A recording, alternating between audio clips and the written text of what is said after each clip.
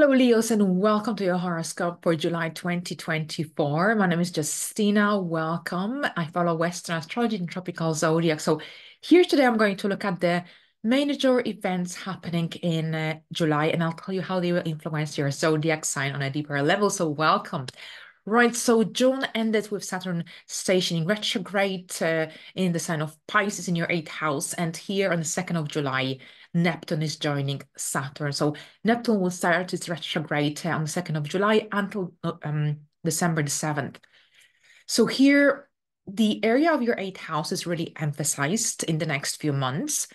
And this is a great time for reevaluating your investments, your partnerships, business partnership, if you are involved in any business partnerships.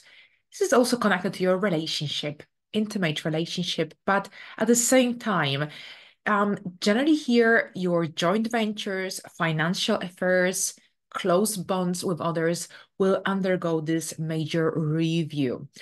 Now, here you've got this a great opportunity for bringing more structure, more stability into this area of your life. And bear in mind that if you generally take this period in time seriously, if you approach it seriously, then it will be easier for you to begin the brand new eclipses season, which will begin in September, and we will generally start a brand new cycle between Pisces and Virgo. So overall, here in the upcoming 2 years, you will undergo major financial changes in your life, whether this is a job change or a move, a sale or a purchase of a property, for example, investments. This sort of dynamics will be very much highlighted in the next 2 years. So overall, take these retrogrades to look deeply at your or closely at your finances, at your budget, but also here, anything to do with any joint ventures, joint resources, how they are shared. Are they shared and managed fairly equally, or whether something needs to change? So overall, I think you will undergo this significant transformation in your life. Here with the eighth house activation, you can also see things through their real colors. Here, that's with that Piscean energy and Capricorn's influence, it's all about practicality and being realistic. So also on the 2nd of July, Mercury will move into Leo, where it will remain throughout the whole of the month. At the end, it will move into Virgo, and then actually it will return to Leo in August, where it will be retrograde. Now, Leo, this is your first house, of course.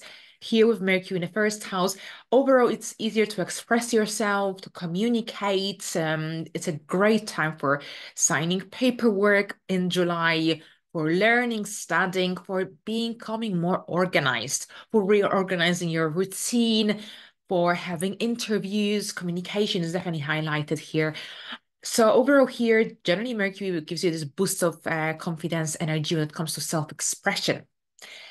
Now, you might see yourself setting yourself new goals, objectives for the future. You might change your mind when Mercury is retrograde in August, but in the meantime, here, that mental energy is really, really activated and stimulated throughout the whole of the month.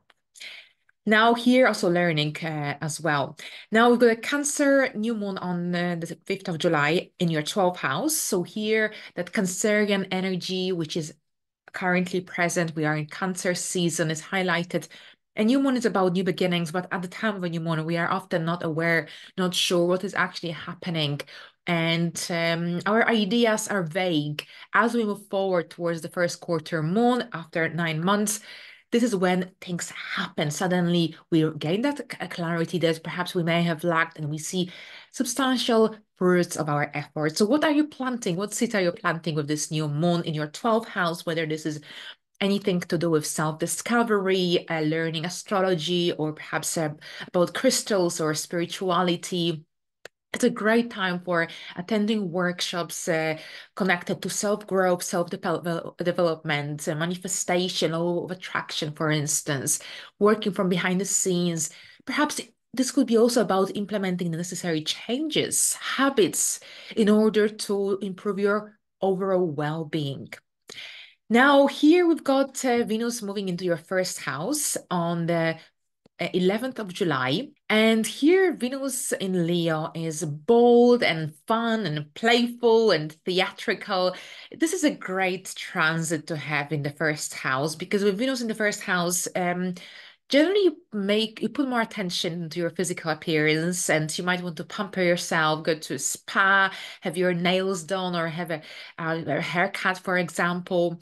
But at the same time, you feel more appreciated by others. You feel seen and visible, which perhaps wasn't the case when Venus was in the 12th house in the sign of Cancer. Here, Venus in the first house might spark a desire for affection, for romance. Perhaps you'll be on going on a date or having some really beautiful moments with your partner. But overall, here, generally, with Venus in the first house, it's all about self-care, self-love, and seeing things from a rather positive perspective. Now, on the 15th, we've got a Mars and Uranus conjunction in your 10th house, and that's July the 15th.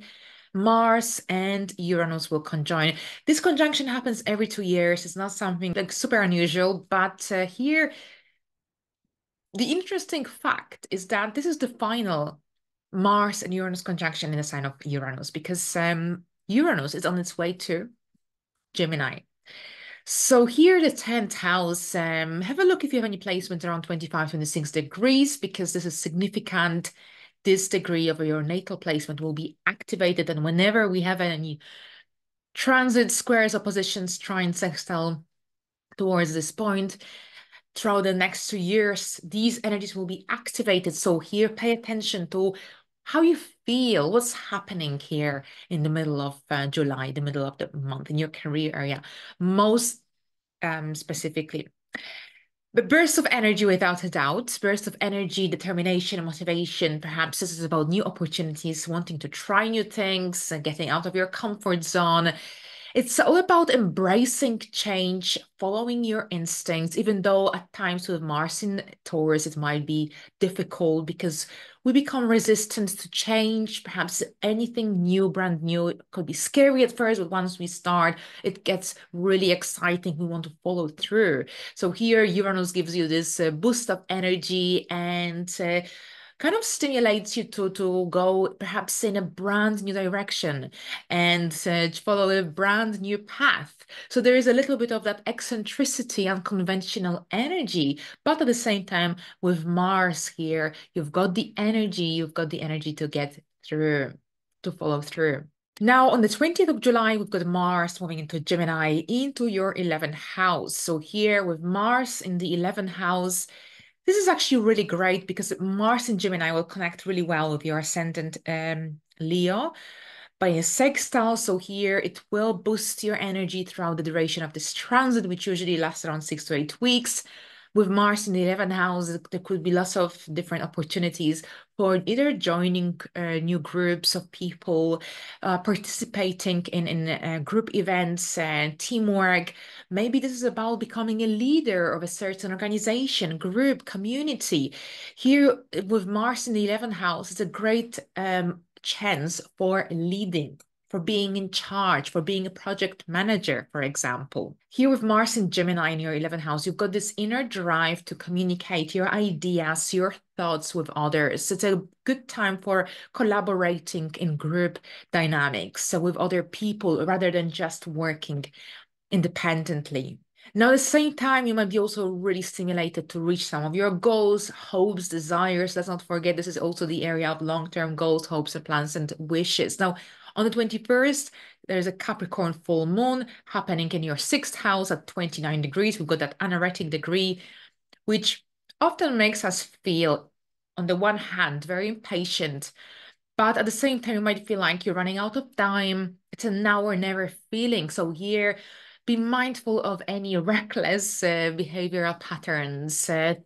Think before you move forward, before you take action. But at the same time, the 6th house here is the area of your everyday routine, of your lifestyle. Perhaps this is about some lifestyle changes you are going through, dear Virgos, because you are about to start a brand new cycle of eclipses in your 1st and your 7th house, and you will be reinventing yourself. The South Node will be in your first house. So you'll be moving away from many outlived ways of living, embracing new energies that better align with your persona. So here with that the full moon, the second full moon in your sixth house, I think this is about some lifestyle changes, you reinventing yourself, moving away from some old habits. Perhaps you are restructuring your routine. Some Virgos might be also starting a new project or work. Opportunities could show up as well. Perhaps this is about a new pet. We need to look at the bigger picture. What's happening here, June, July in your sixth house? What's happening in your everyday life? Is your routine changing? Are you changing your habits, perhaps your dietary habits, for instance? Are you having any health checkups, medical appointments? Because this is also very much highlighted. Here with Pluto influence, there is this need for transformation, regeneration. Perhaps you're craving a change. Perhaps you're craving a new life. And perhaps this has already begun, and now you're just following through. Now, here on the 25th, Mercury will move into Virgo, into your second house. This is all about taking a closer look at your financial area of life, your spendings. This is a good time for budgeting, financial planning as well, looking at your pension situation as well. So here, generally with all that mental activity, you might find yourself researching information about the economy, financial market as well. So this is also a time when you might be thinking about a pay rise, or perhaps you might be having conversations with your superiors about potential pay rise, instance. It's a good time for generally reorganizing your financial area of life, as well as anything to do with resources, possessions. Perhaps you'll be decluttering, donating as well. So we will explore it further in the next month's horoscope with the retrograde phase of Mercury as well. In the meantime, have a great month, and I'll see you soon. Bye for now.